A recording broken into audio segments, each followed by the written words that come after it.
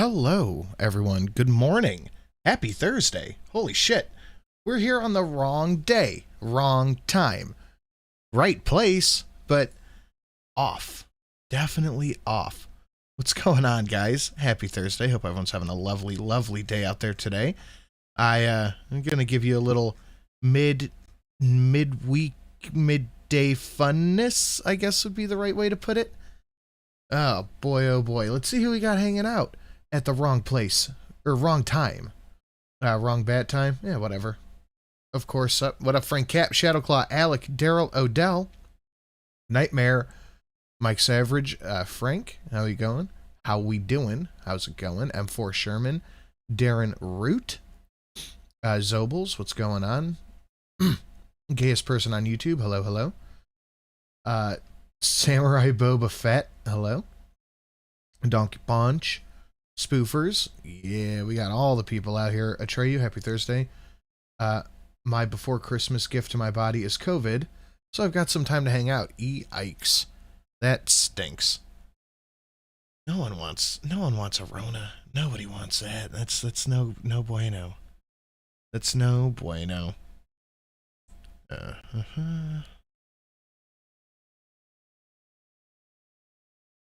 Boy, oh boy, are you gonna go for as long as Monkey did? I don't know how long Monkey went, so I can't answer that. I'm hoping it's not gonna take too long. Should we raid P-Dog? Well, we're in the middle of a show here. What up, Karina? How we doing? Oh man, okay.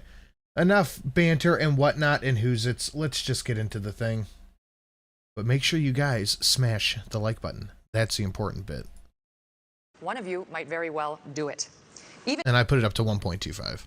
Many Democrats now admit that President Biden is a weak candidate.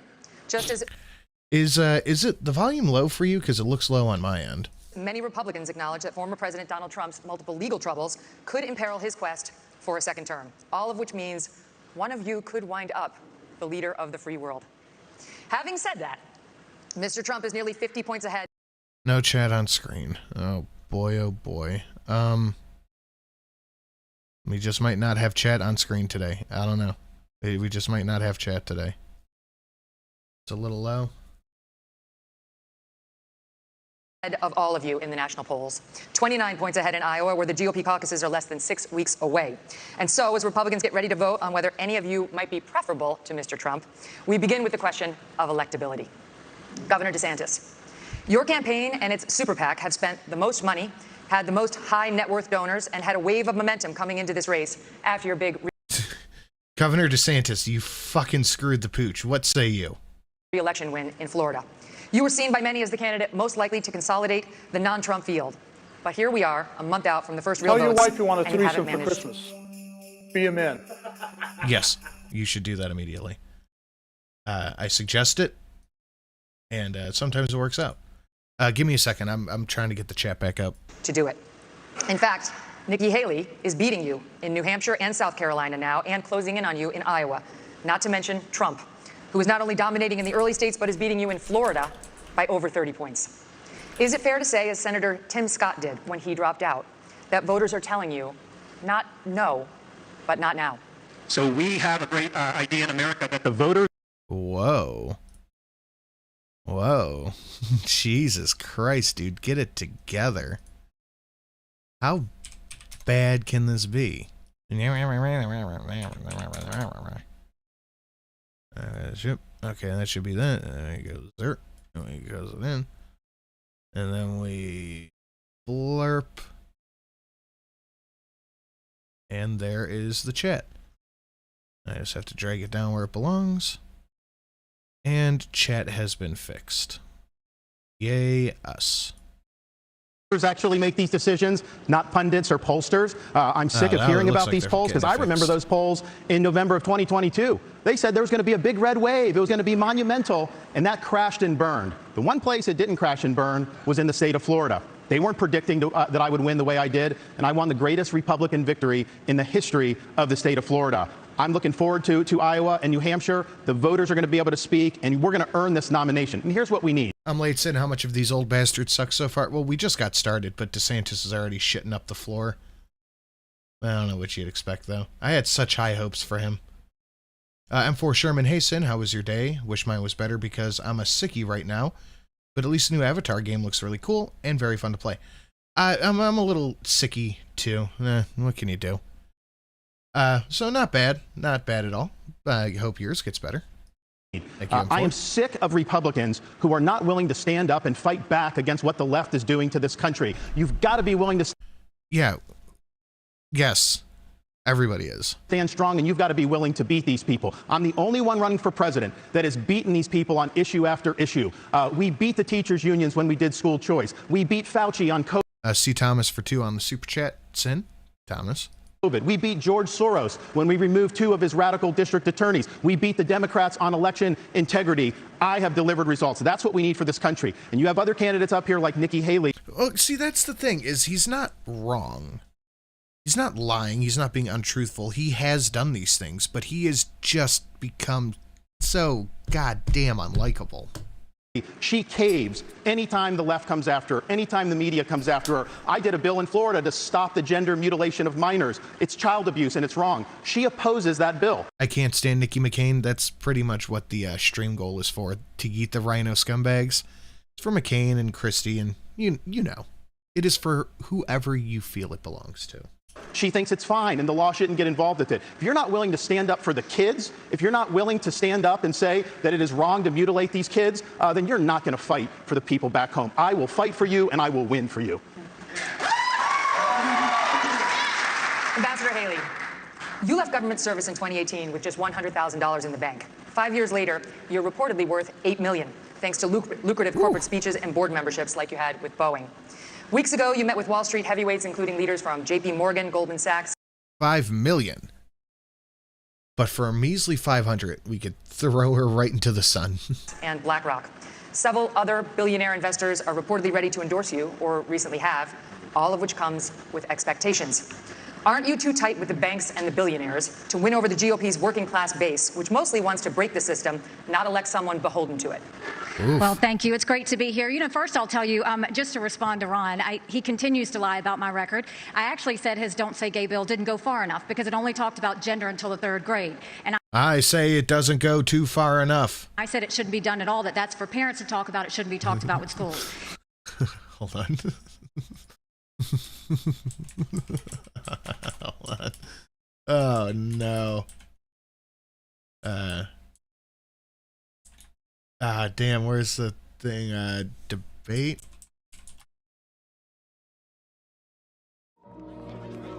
Fellow American, as a young boy, I dreamed of being a baseball. But tonight I say we must move forward, not backward, upward, not forward, and always twirling, twirling, twirling towards freedom. In reference to donors coming on board, look, we will take support from anybody we can take support from, but I have been a conservative fighter all my life. I was a Tea Party candidate when I became governor. We opposed every single corporate bailout we possibly could. We passed tort reform. We passed one of the toughest illegal immigration laws in the country. We passed pro-life. The Futurama one fits better. Is that the one where I say it doesn't go too far enough? Am I mixing the two up? Bills. We moved in unemployment from 11% to 3%. We took on the unions, and we took on Obama when it came to the unions, the Syrian refugees, and everything in between. And so I've had a fight. And so as much as Ron says that, that's not true. But when it comes to these corporate yes, people that want to I say your 3-cent titanium tax goes too far. And I say your 3-cent titanium tax doesn't go too far enough. I'm gonna keep this on. I'm gonna keep this on the ready. support us, we'll take it. But I don't ask them what their policies are. They ask me what my policies are. And I tell them what it is. Sometimes they agree with me, sometimes they don't. Some don't like how tough I am on China. Some don't like the fact that I've signed pro-life bills. Some don't like the I don't believe this, actually. fact that I may oppose corporate bailouts. That doesn't matter. That's who I am. And that's why the most conservative grassroots group in the country, Americans for Prosperity, endorsed me last week. Well, there's a lot of women on this stage.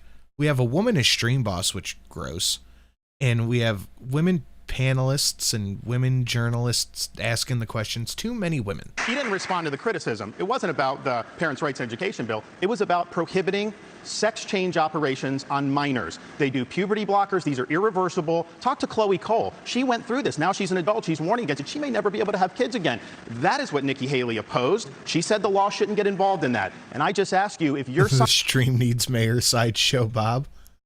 Because you need me, Springfield. You're... what was it?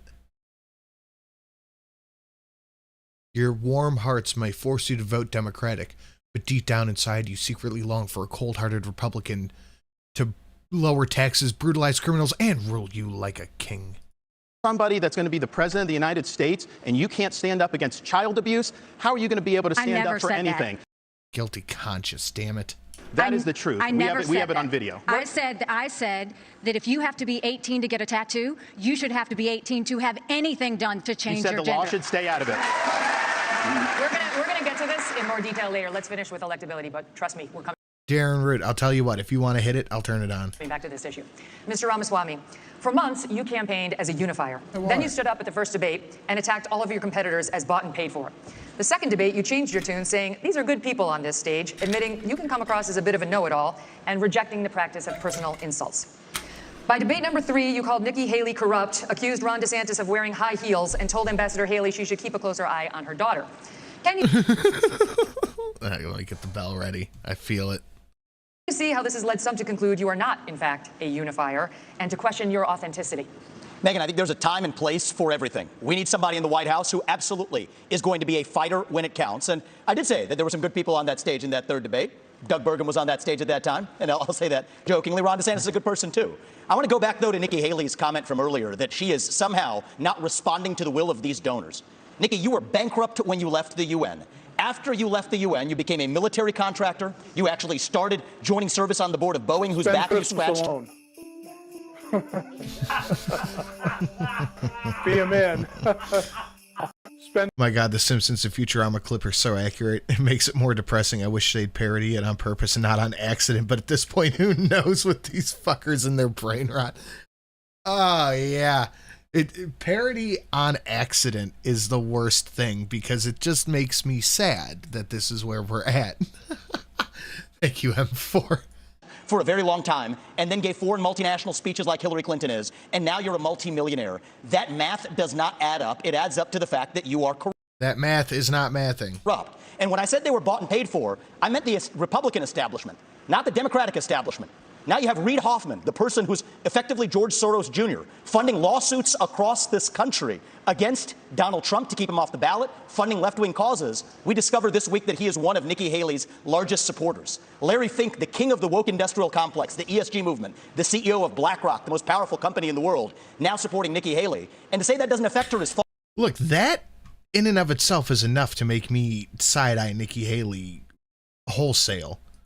BlackRock is supporting her. That's fucking weird.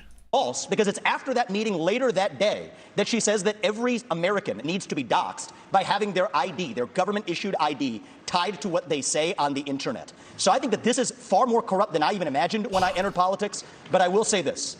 It is going to take a leader from the outside, with fresh legs, from the next generation to unite this country. Not the broken politicians who are puppets of the puppet masters, but the actual people in this country. Thomas Jefferson was 33 when he wrote the Declaration of Independence. I think it's going to take somebody whose best days in life are still ahead to see. Oh, God. He didn't need to do that. He didn't have to do that. Oh, no. A country whose best days are ahead of itself. And I think I can reach that next generation better than anybody else in this race. Thank you. Response. Megyn. Yay. First of all, we weren't bankrupt when I left the UN. We're people of service. My husband is in the military, and I served our country as UN ambassador and governor. It may be bankrupt to him, but it certainly wasn't bankrupt to us. Secondly, I did serve on the board of Boeing. I did a lot of work with Boeing when I was governor. They were a great partner to me. I served for 10 months. And then when they decided after COVID that they wanted to go for a corporate bailout, I've never supported corporate bailout, so I respectfully stepped back and got off the board. I love Boeing. They build good commercial airplanes. They build airplanes for our Air Force. I am proud of them. They employ a lot of people in South Carolina, but that's why I left the Boeing board. There's nothing to what he's saying. And in terms of these donors that are supporting me, they're just jealous. They wish that they were supporting them, but I'm not going to sit there and deny. Wow. She is losing her damn mind. So, and Vivek, he wrote a book talking about ESG and these woke corporations and BlackRock. The idea that I want to do that in Florida, they were managing our part of our pension, and then when they did the ESG, I took $2 billion away from BlackRock. We took action. This ESG, they called environment, social governance, and again, Nikki is meeting with all these people. They want to use economic power to impose a left-wing agenda on this country. They want basically to change society without having to go through the constitutional process. We've kneecapped it in the state of Florida. The next president of the United States needs to be able to go to that office on day one and end ESG. And the fact of the matter is, we know from her history, Nikki will cave to those big donors when it counts. And that is not acceptable. Well, I did write that book, Ron, and the irony is Nikki Haley was heaping praise on me when I wrote that book, but now I worry. I was warning about the woke industrial complex in this country as a warning. Apparently, she read it as a how-to manual, just like she read George Orwell's books as well. And so I think that that's actually far. I do like the fact that everyone's just kind of beating on Nikki Haley, because honestly, I can't think of anybody else who deserves it more. What the shit, man? Far more dangerous than, this is really important for people to understand. We're marching towards fascism under Biden. Jack Smith has subpoenaed every last retweet that someone has issued from Donald Trump in the year 2020. The only person more fascist than the Biden regime now is Nikki Haley, who thinks the government should identify every one of those individuals with an ID. That is not freedom, that is fascism, and she should come nowhere near the levers of power, let alone the White House. I've got to get to Governor Christie. I haven't forgotten No, about but you, can sir. I just say, Can you speak? I really appreciate it. How you doing, sir? Good to see you. Can you please speak to the Shut up, fat ass. requirement that you said that every anonymous internet user Not too bad, SMG. How are you, man? needs to out themselves? They're both hitting you on it. I would be happy to, and I love all the attention, fellas. Thank you for that. You missed the Toys for Tots charity. Ooh. 56709. I said on decoy voice, and I'll say it again. Whoever says to show real ID for the internet, I'm against them no matter what, since I like my privacy and I don't want my family and friends to see the weird memes and random shit I say to retards online. Not only that, but it's a way to kind of strong arm you into not kicking up a fuss. Like, it's like old school mafia shit. You got to pay us protection money. Well, who you're protecting us from? Well, from us. It's that kind of shit. Well, you have to give us your ID. Why? So we don't tell people what you do? I'll say this. What I said was that social media companies need to show us their algorithms. I also said there are millions of bots on social media right now. They're foreign, they're Chinese, they're Iranian. I will always fight for freedom of speech for Americans. We do not need freedom of speech for Russians and Iranians and Hamas. We need social media companies to go and fight back on all of these bots that are happening. Good work, SMG. Good fucking work. We got 20 to 30 toys to the last thing we did. So, I mean, good is good. That's what I said. As a mom, do I think that social media would be more civil if we went and had people's names next to that? Yes, I do think that, because I think we've got too much cyberbullying. I think we've got child pornography and all of those things. But having said that, I never said government should go and require anyone's name. That's false. She said, I want your name. She as President of the United States, her first day in office, she said, one of the first things I'm going to do, I said we were going to get the millions of bots. She wants government ID to dox every American. That's what she said. You can roll the tape. She said, I want your name. And that was going to be one of the first things she did in office. And then she got real serious blowback, and understandably so, because it'd be a massive expansion of government.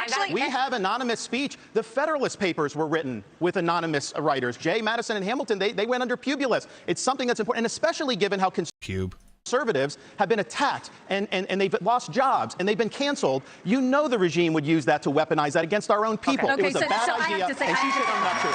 Come on, what are you doing? 15 seconds, and then there's the governor, former governor of New Jersey. This cracks me up because Ron is so hypocritical, because he actually went and tried to push a law that would stop anonymous people from talking to the press, and went so far to say bloggers should have to register with the state if they're going to write about elected officials. It was in check your newspaper. It was absolutely there.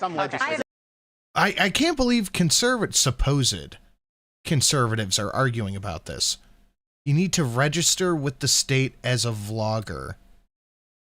Never said government should trample on your constitutional rights. You can come back to it later. This is more dangerous than the Democrats. You're lying. This section's over. Okay, Governor Christie. Really? I'm usually not somebody who gets missed, but okay, let's go. What's happening? You're usually someone who eats your way out of every situation. Sin, first time donating. I'm a poor fucker, but I wanted to throw a buck your way. You have the best community online. Thanks for keeping me entertained. Thank you, Alec. I appreciate that, man. Very generous. Thank you. Okay, I got you. Listen, you endorsed Donald Trump in 2016 and 2020.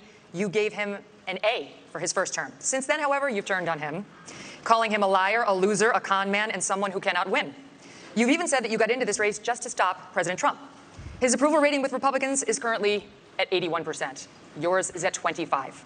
Your best state is New Hampshire, and even there, 2/3 of GOP voters say they would be angry and disappointed if you won. Respectfully, Governor. 2/3. 2/3. Sorry, I'm opening up my Cracker Jacks. I would like a Cracker Jack. You have not stopped Mr. Trump, and voters may wonder how you could possibly become the nominee of a party that does not appear to like you very much. Yeah, well, look, Megan. Well, fuck him. It's often very difficult to be the only person on the stage who's telling the truth, and the only person who is taking on what needs to be taken on. I look at my watch now. We're 17 minutes into this debate, and except for your little speech in the beginning, we've had these three acting as if the race is between the four of us. The fifth guy, who can't even be bothered to show up, who doesn't have the guts to show up and stand here, he's the one who, as you just put it, is way ahead in the polls. And yet, I've got these three guys who are all seemingly to compete with, Voldemort. He who shall not be named. They don't want to. They're competing with each other because they're the ones who are there. Talk about it. The fact is, yeah. Slang.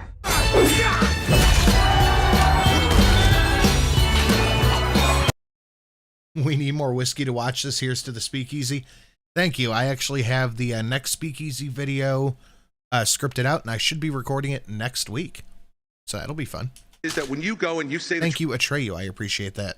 Mad Yikes on Bikes, low HP there. Truth about somebody who is a dictator, a bully, who has taken shots at everybody, whether they've given him great service or not over time, who dares to disagree with him, then I understand why these three are timid to say anything about it. Maybe it's because they have future aspirations. Maybe those future aspirations are now, or maybe they're 4 years from now. But the fact of the matter is the truth needs to be told. And for us to go 17 minutes without discussing the guy who has all those gaudy numbers you talked about is ridiculous. I'm in this race because the truth needs. Is this your ploy here? Well, they won't talk about Trump, and it's disgusting. To be spoken. He is unfit. This is a guy who just said this past week that he wants to use the Department of Justice to go after his enemies when he gets in there. I mean, that is true. The fact of the matter is he is unfit to be president, and there is no bigger issue in this race, Megan, than Donald Trump, and those numbers prove it. Governor Christie, we will be. So what do you plan on working together? Addressing that issue of Donald Trump in just a moment, but I'd like to first get to some questions on Israel. Governor DeSantis, tonight. Oh boy, here we go. As we speak, the war is back on in Gaza. Israeli tanks are on the move and have surrounded the home of the leader of Hamas. 8 Americans have been held hostage in the tunnels beneath Gaza for 60 days now. American troops and warships in the Middle East are under attack. How far would you go as president to secure the release of those 8 American hostages? And would it include sending American forces into combat? No. We have to look out for our people. When there are hostages, Commander-in-Chief, you have to do whatever you can to get them done. But the overall issue with this is this administration is trying to hobble Israel from being able to defend itself. They have a right to eliminate Hamas and win a total and complete victory so that they never have to deal with this again. Hamas wants nothing less than a second Holocaust. They would wipe off every single Jew off the map. They would destroy the state of Israel. Do you think this helps you? If we could. Joe Biden will say they support Israel, and then they do nothing but try to kneecap them every step of the way. You should not try to direct their war effort. We should work together with them so that they can bring Hamas. Why? To heal. Look, I served in Iraq back in the day. I'm the only one running for president that served in the military. I understand that part of the world. It's not the best part of the world. We do have troops there that Biden is leaving basically as sitting ducks. And you have the Iranians that are attacking these troops, and he's responding with basically pinpricks. If you harm an American service member, you're going to have hell to pay when I'm president. We are not going to let our troops be sitting ducks. We also need to look at what's hell to pay by sending other people's kids to die for your war. Yeah. The underlying problem here, Iran. Biden is doing nothing to bring Iran to account. You got to turn the screws on them. Don't let them have any oil revenue. The money they get they send to Hamas, they send to Hezbollah, and they foment jihad throughout the Middle East. So Biden has empowered Iran just like he's empowered other adversaries. We stand with Israel. They're our best ally in the Middle East. We have a unique relationship with them, and you will see a strong relationship when I'm the president of the United States. But would you send American troops? Elizabeth, look, this is the problem with the first 3 debates. Ron gets asked a question, and he doesn't answer it. Your question was very specific. You said, would you send American troops as commander-in-chief? And he went on to this minute and 30-second hosanna about his knowledge of the military and what we need to do, and didn't answer your question. Look, when you're president of the United States, you're not going to have a choice whether to answer that question or not. Your generals, your Secretary of Defense, your Secretary of State, your National Security Advisor are going to present plans to you. They're going to look at you and say, do we go or don't we, Mr. President? And you can't give a 90-second speech about your military service. Doesn't Congress vote for that, actually? Do all these people think that the president decides when we go to war? Did Obama change it that much? So would you send American troops in to rescue those hostages? Absolutely. If they had a plan which showed me that we could get them out safely, you're damn right I'd send the American Army in there to get our people home and get them home now. And I'll answer that question directly. Thank you, Governor Christie. Mr. Ramaswamy. Yeah. Slang.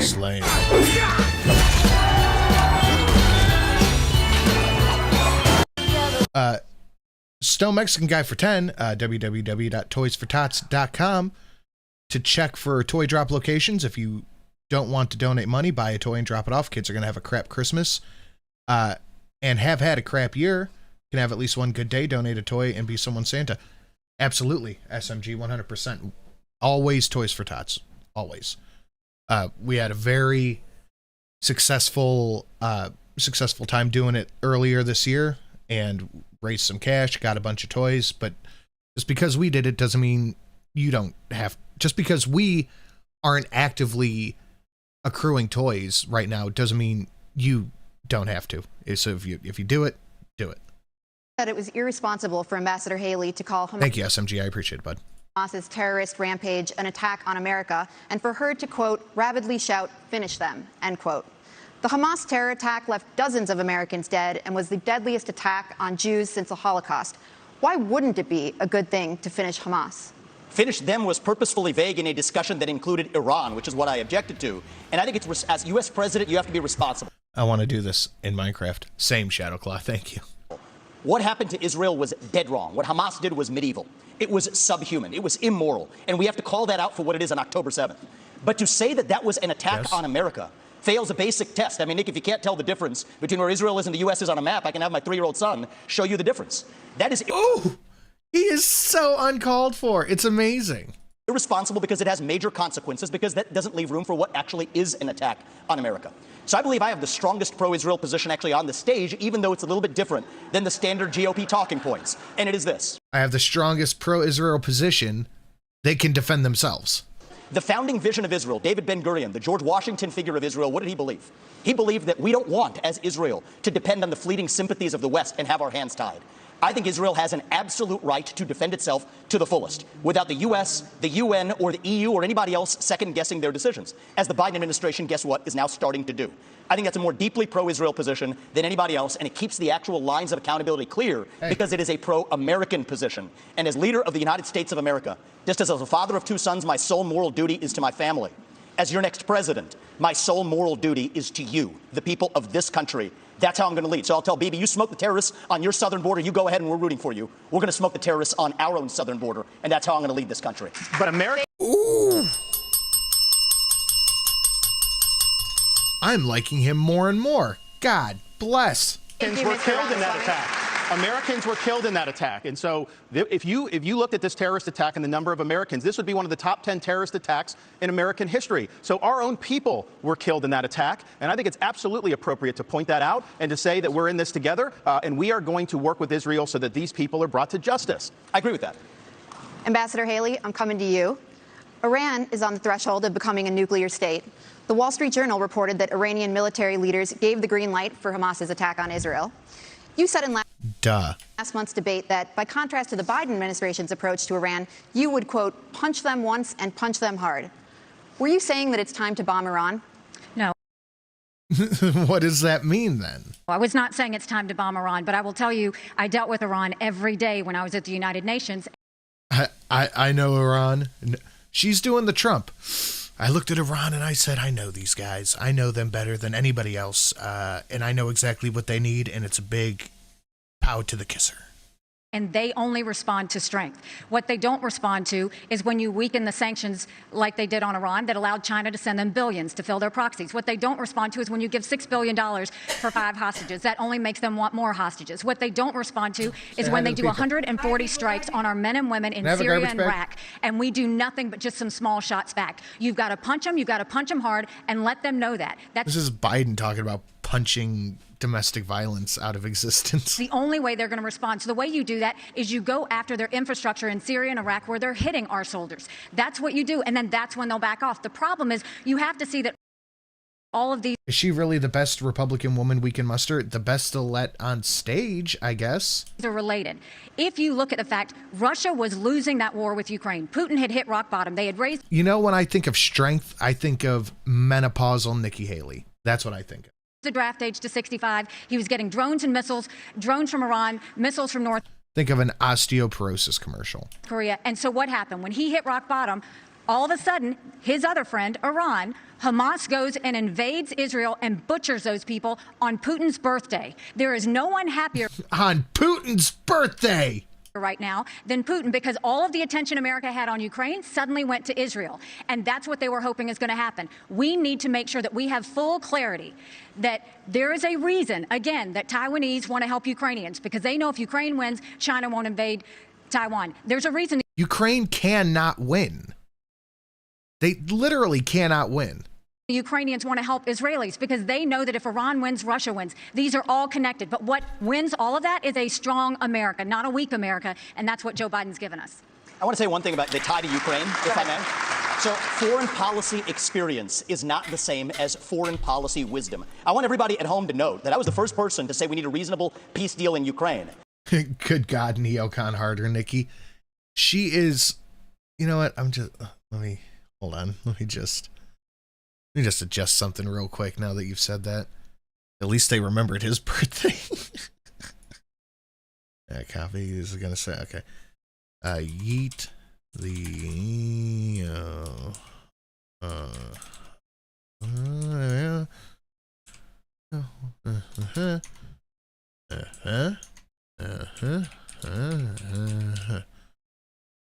There we go. Is that a little bit better?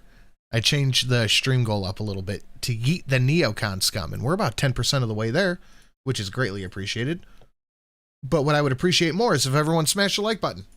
Now a lot of the neocons are quietly coming along to that position, with the exceptions of Nikki Haley and Joe Biden, who still support this, what I believe is pointless war in Ukraine.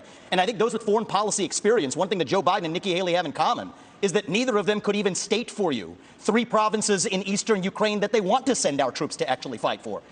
Look at that. This is what I want people to understand. These people have, I mean, she has no idea what the hell the names of those provinces are, but she wants to send. Oof, she is fucking angry. This was a bold play by Vivek. This was a very bold fucking play. Because she could have turned around and just rattled all 3 of them off. But she can't. Our sons and daughters and our troops and our military equipment to go fight it. So reject this myth that they've been selling you, that somebody had a cup of coffee stint at the UN and then makes $8 million after, has real foreign policy experience. It takes an outsider to see this through. Look at the blank expression. She doesn't know the names of the provinces that she wants to... Ooh. Look down, shame, regret, smile, anger. There's a puppet masters right there. The donors right there that are playing like the puppet masters. Hold on. Let me just say something here. You know, his reasonable peace deal in Ukraine, he made it clear. Give them all the land they've already stolen. Promise Putin you'll never put Ukraine in Russia, and then trust Putin not to have a relationship with China. Let me tell you something.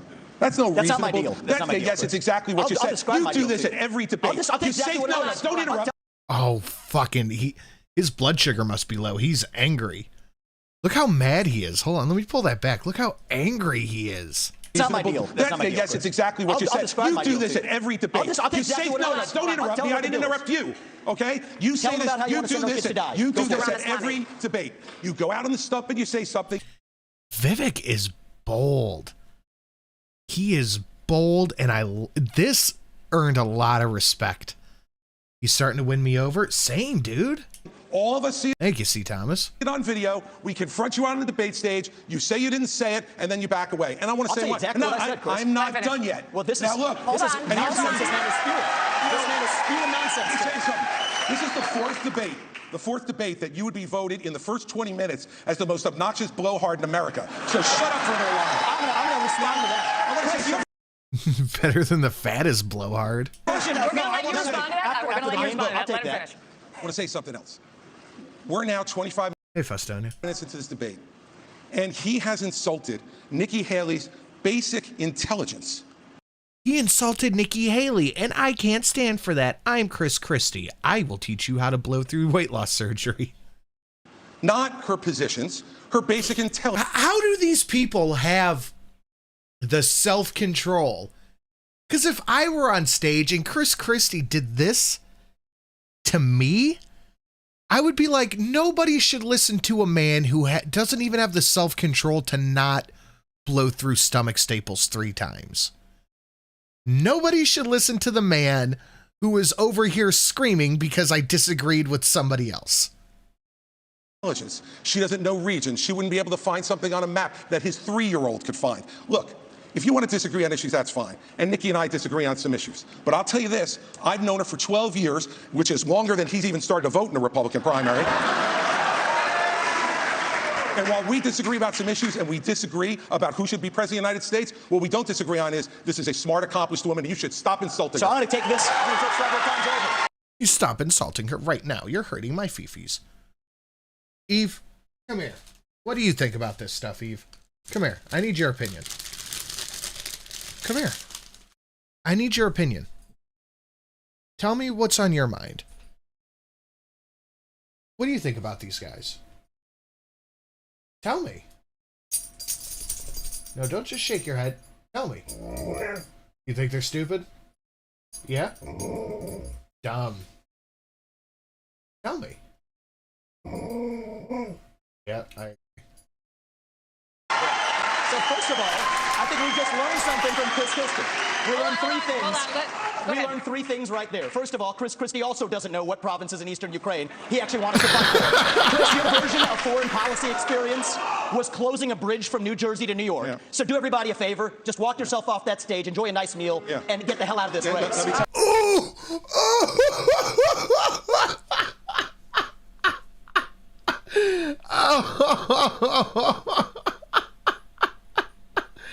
Wow.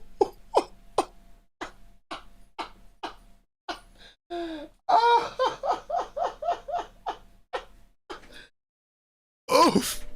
Oh, Jesus Christ. Wow. Chris, your version of foreign policy experience was closing a bridge from New Jersey to New York. Yeah. So do everybody a favor, just walk yourself off that stage, enjoy a nice meal, and get the hell out of this race. When it comes to Nikki...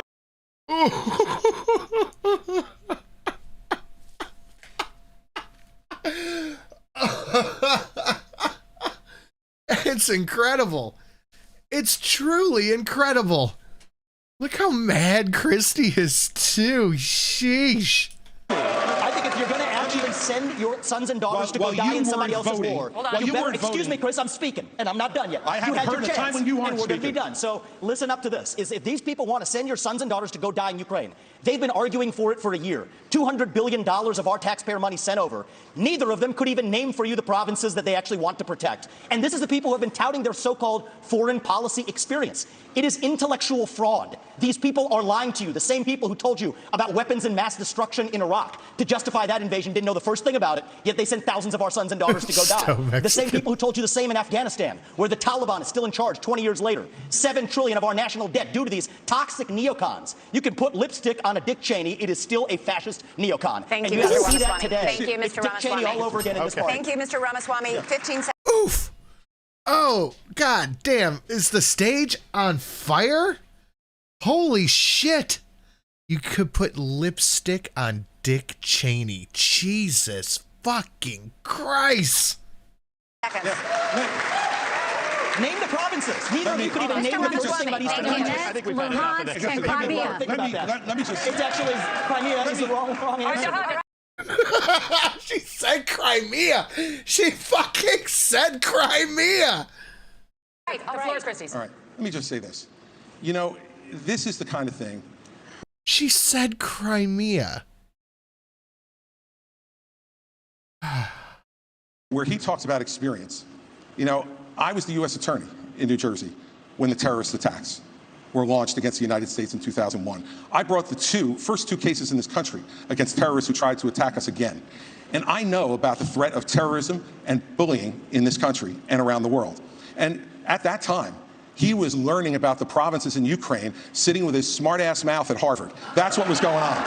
And so the fact of the matter is, and back then he was a Democrat. So you know, the fact is that all he knows how to do. You're busy hugging Barack Obama. Thank you. All he knows how to do is insult good people who have committed their lives to public service and not say anything that moves the ball down the field for the United States.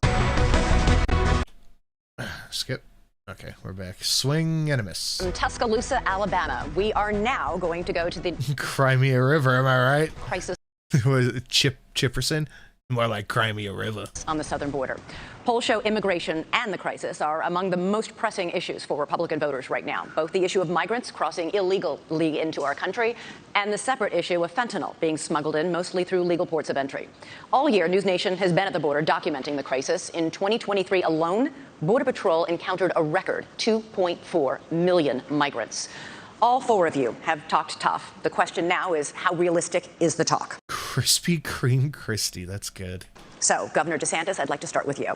You have pledged to send the military to the southern border on day one of your administration with orders to shoot, quote, stone cold dead anyone illegally entering with a backpack that you believe contains fentanyl. Critics have called this a shoot first, ask questions later policy that would amount I mean, it is. To extrajudicial killing. You are a former military lawyer. Why do you think this idea of yours would be legal? The drug cartels are invading our country and they are killing our citizens by this shouldn't even be up for debate. This shouldn't even be up for debate. The tens of thousands every year. We had a situation in Florida. There was an 18-month-old baby that was crawling on the floor of an Airbnb rental. There was fentanyl residue on the carpet and the baby died. Is this acceptable in this country? I know the elites in D.C., they don't care. They don't care that fentanyl is ravaging your community. They don't care that illegal aliens are ravaging our community and overwhelming our community. The commander-in-chief not only has a right, you have a responsibility to fight back against these people. And does that mean shooting first? It means you're going to categorize them as foreign terrorist organizations, and we will identify just like we would anywhere. When I was in, is the cartel not a foreign terrorist organization? That seems like something that should already kind of be a thing. Iraq, the Al-Qaeda wasn't wearing a uniform. You'd see anyone walking down the street, they all had man dresses on. You didn't know if someone had a bomb, an IED attached.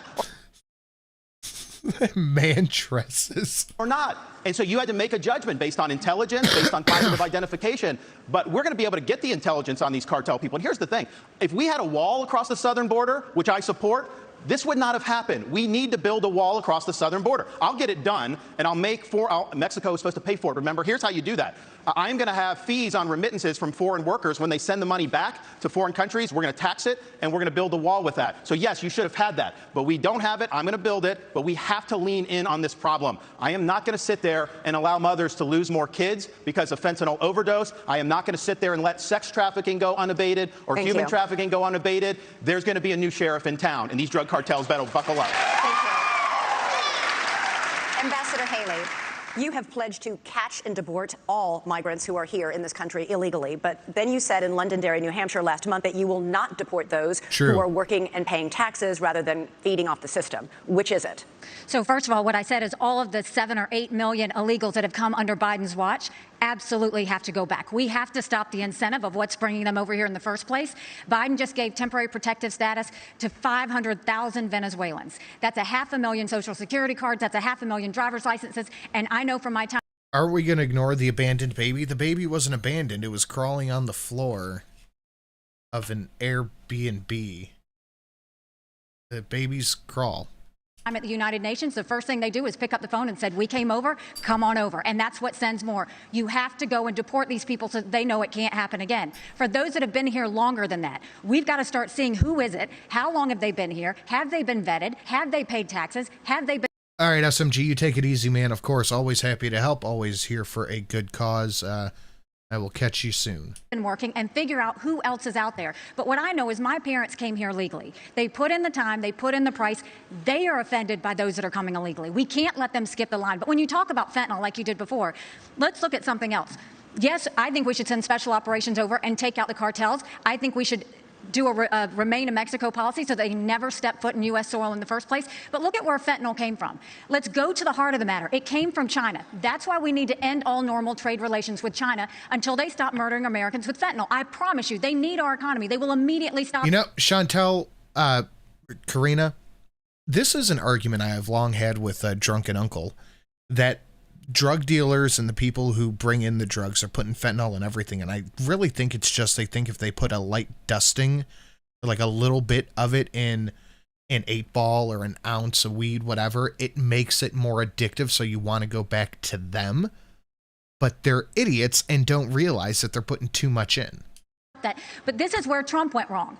Trump was good on trade, but that's all he was with China. Because here he allowed fentanyl to continue to come over. He continued to allow them to he would give them technology that would build up their military and hurt us. He allowed the Chinese infiltration for them to buy up farmland, to put money in our universities, and to continue to do things that were harmful for America. We now have a spy base in Cuba and police stations, and Trump didn't do anything about it. For China, though, I mean, listen, this is rich, because when she was governor of South Carolina, she was the #1 ranked governor of bringing the CCP into her state. She wrote a love letter to the Chinese ambassador saying how great a friend China is. You can look at it. We put it on our website, rondesantis.com. There's also a video of her as governor standing in front of a Chinese flag with a Chinese business saying that she now works for them, talking about this Chinese company. So she's been very weak on China. Now, here's the problem. The rhetoric is different, but her donors, these Wall Street liberal donors, they make money in China. They are not going to let her be tough on China, and she will cave to the donors. She will not stand up for you. 15 seconds. That's nothing about Nikki Haley alludes to the strength of who she is. She seems bought and paid for. She's the neocon scum we need to yeet into the sun, and we could do that with your help at streamlabs.com, listed down below. All of the Christmassy donations, a ton of new ones, all listed down below. And make sure you smash that like and share it out on the Twits, on the Discords, all that. First of all, he's mad because those Wall Street donors used to support him, and now they support me. The second thing is, he has a company, a Chinese company, UGAS, that he just did a rally there last year. They have given you $340,000 in campaign donations between them and their employees. They are tied to the Communist Chinese Party. Jinko Solar is another one. They went and expanded. You gave $2 million in subsidies. I banned China from buying land in the state of Florida. The Department of Homeland. I ejected the Confucius Institute. Nikki Haley brought Confucius Institutes to the universities in South Carolina. That is not true. I ejected them. So I have a record of standing up and do what's right. And here's the thing. You have a record of lying. She's trying to say things like that. Even the liberal media groups that usually, if I say the sky is blue, they'll fact check me and say that's wrong. They looked at her charges. They said it was totally false, that they could not find one instance of me recruiting a Chinese business coming to Florida. You know why? Because we never recruited any Chinese businesses to the state of Florida. Thank you. Thank you. Mr. Ramaswamy. Over the past year, fentanyl has killed more than 75,000 Americans, 1,000 of them right here in Alabama.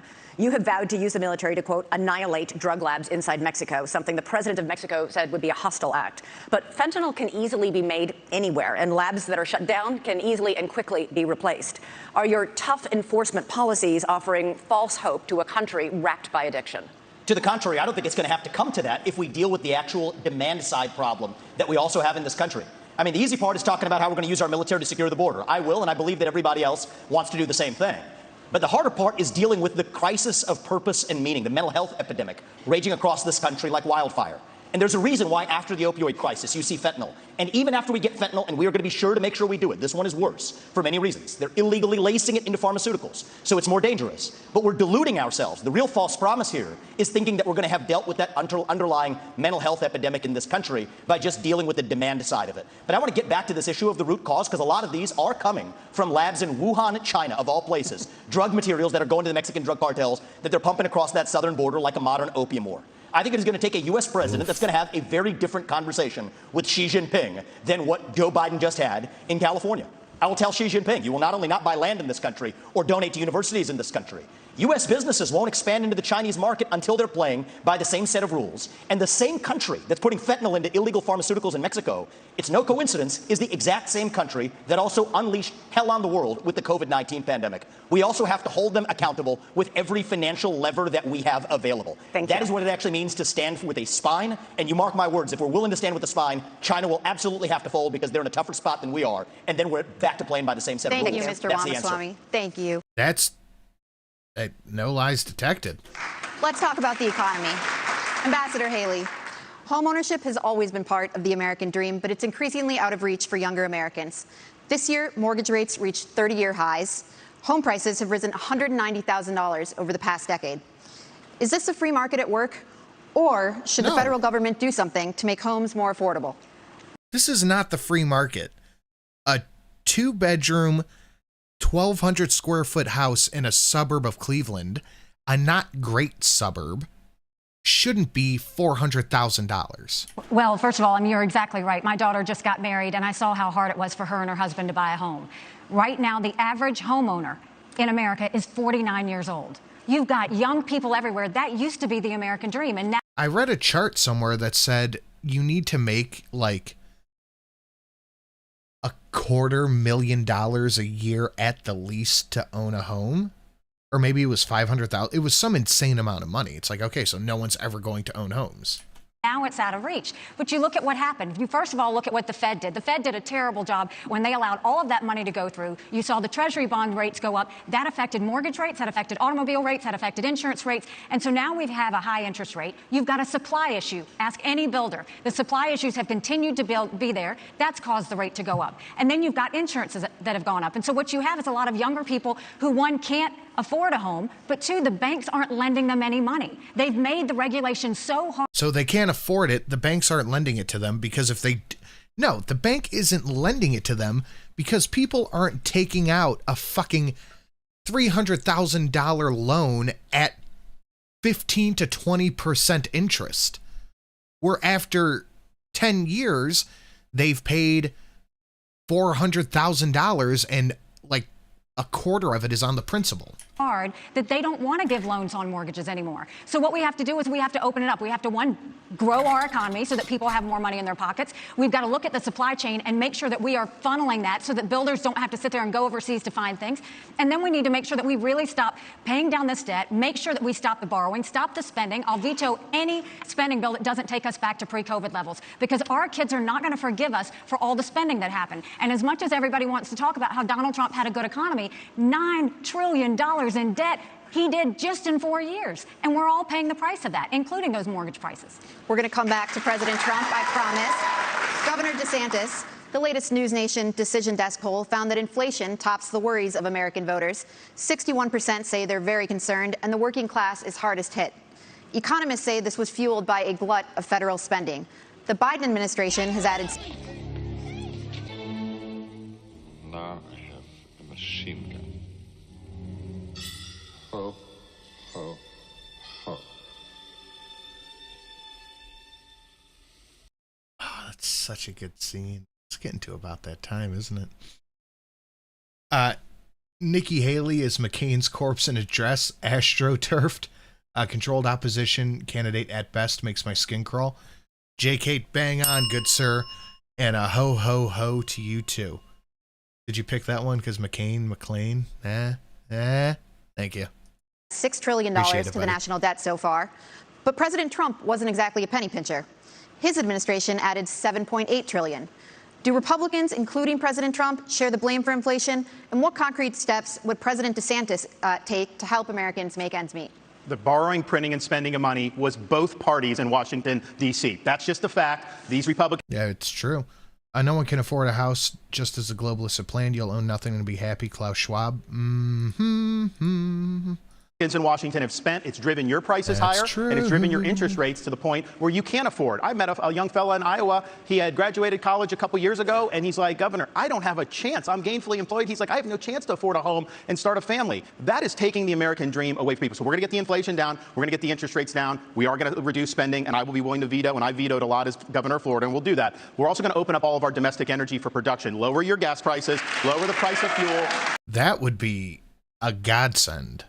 That's going to help the economy. It also help jobs, and we'll do it. But, you know, another thing that's burdening young people are these student loans. Now, I don't support... Oh, that 3% interest rate is a thing of the past, sir. Having a truck driver having to pay a student loan for someone that got a degree in gender studies. That is wrong. We should not have taxpayers do that. What I'm going to do, though, is I'm going to get to the root cause of the problem. These student loans are going to be backed by the universities because they need to have an incentive to produce gainful employment for people. They should not be indulging in ideological studies. They should be focusing on things that work. And we're going to take some of this money and we're going to move it to actual vocational training. In Florida, we doubled apprenticeships. We have more truck drivers. These are in-demand skills. Don't let anybody tell you that the only way you can be successful is through a 4-year brick and ivy degree. That's one way you can be. It's not the only way, and we're going to fix that problem in the United States of America. Oh, don't say that, Karina. At least be a single mom. Mr. Ramaswamy, you praised cryptocurrency like Bitcoin as an opt-out from our, quote, broken financial architecture, and you oppose efforts to regulate it. The head of the largest international crypto exchange just pleaded guilty to allowing his platform to launder money for terrorists, including Hamas. You say your cryptocurrency plan will, quote, ensure economic freedom for Americans, end quote. Won't it also ensure economic freedom for fraudsters, criminals, and terrorists? Look, fraudsters, criminals, and terrorists have been defrauding people for a long time. Our regulations need to catch up with the current moment. The fact that SBF was able to do what he did at FTX shows that whatever they have as the current framework isn't working. And I think it is nothing short of embarrassing that Gary Gensler, the current leader of the SEC, in front of Congress, could not even say whether Ethereum counted as a regulated security or not. And so I think that this is just another example of the administrative state gone too far. Here's the dirty little secret in American politics today. The people who we elect to run the government are not the ones who are even actually running the government. It is the bureaucrats in those 3-letter agencies that are writing regulations that Congress never gave them the authority to write. And the good news is a U.S. president can absolutely fix that. That takes a U.S. president with a spine. So what I've said is in my administration, by the end of year 1, we will have a 75% reduction in the number of federal bureaucrats. We will shut down government agencies that should not exist. We will rescind any regulation that fails the test of West Virginia versus EPA, which is the most important Supreme Court case of our lifetime, that said if Congress didn't delegate that to an administrative agency, then it's unconstitutional. These are seismic changes. These are big changes that the next president can deliver without asking Congress for permission or for forgiveness. And I want people to understand that distinction, because people have been sold myths by politicians for a long time saying, I'm going to work with Congress to do this or that. Much of what you've heard on the stage from the other politicians fit that description. They need Congress. The things that I'm promising you, this is what the leader of the executive branch gets to do under Article 2 of the Constitution. Thank you, sir. Cut down the bureaucracy. That's how we grow our economy and put the Federal Reserve in its place. As part of the crypto discussion, 90% headcount reduction at the Fed. You're out of time. 15 seconds, Governor. Okay. So one of the dangers that we're going to face, Biden wants, is a central bank digital currency. They want to get rid of cash, crypto. They want to force you to do that. They'll take away your privacy. They will absolutely regulate your purchases on day one as president. There's a reason they try to get rid of cash, guys, and it's not to help you. We take the idea of central bank digital currency and we throw it in the trash can. It'll be dead on arrival. Gotta get a break. Gotta get a break. I have a whole second hour to get to. It's exciting. And when we come back, we got a big subject. Huge, you might even say. Donald Trump. Stay tuned. Welcome back. So for most of you, I'm the front runner in this race, Donald Trump. Digital money is a bad idea. Well, there's a reason why they want it so bad. It's so they can take away your money when you do a bad. If you do a bad, if you say some anti-government shit on the internet, they're going to take your money away. We invited him to come tonight, as you know, but he declined to come. But we'd like to ask you a couple questions about him now. Ambassador Haley, former President Trump recently promised if he's... Oh, JK, welcome as stream boss. Wait. I don't have confetti, I'm sorry. ...reelected, to bring back and expand his program restricting immigration from Muslim countries. Here he is in Iowa on October 16th. No longer will we allow dangerous lunatics, haters, bigots, and maniacs to get residency in our country. We're not going to let them stay here. If you empathize with radical Islamic terrorists and extremists, you're disqualified. You're just disqualified. Ambassador Haley, do you support President Trump's plan for ideological screening? Well, I don't think that you have a straight-up Muslim ban as much as you look at the countries that have terrorist activity that want to hurt Americans. You can ban those people from those countries. That's the way we should look at it, is which countries are a threat to us. You look at what came across the southern border. What worries me the most are those that came from Iran, from Yemen, from Lebanon, those areas where they say death to America. That's where you want to be careful. It's not about a religion. It's about a fact that certain countries are dangerous and are threats to us. The president has one job, and that's to keep Americans safe. And that's what we've got to do, is make sure that we have good national security in that process. And that's the way you should look at it, is where the terrorist threats are, how we're going to deal with it, and what we're doing about it. And the biggest threat we have right now is communist China. But you have to also look at what Iran and Russia are doing as well. And we need to be paying attention to that. That's why we have to focus on things like cyber, going back on to space, this? on artificial intelligence, and not just the regular things that we've always focused on. It's not just terrorism, though. That's important. But look what's happened in Europe. You have more anti-Semitism in Germany than at any time since Adolf Hitler. Why? Because they imported mass numbers of people who reject their culture. Europe is committing suicide with the mass migration, and it's illegal and legal.